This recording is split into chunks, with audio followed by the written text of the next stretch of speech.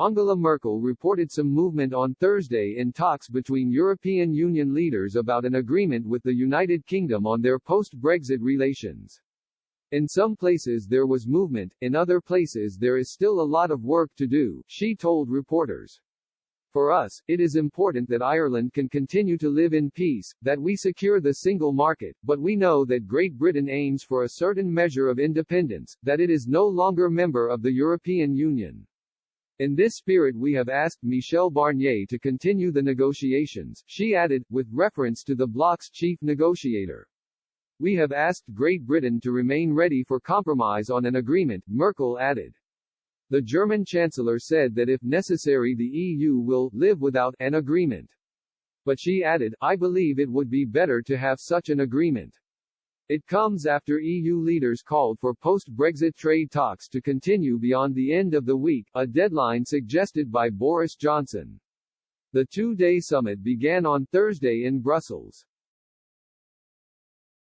The EU leaders demanded that the UK make necessary moves towards a deal.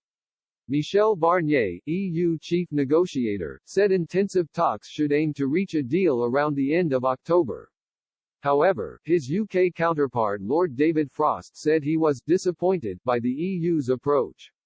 Posting on Twitter, Mr. Frost said, surprised EU is no longer committed to working intensively to reach a future partnership as agreed with Ursula von der Leyen on 3 October.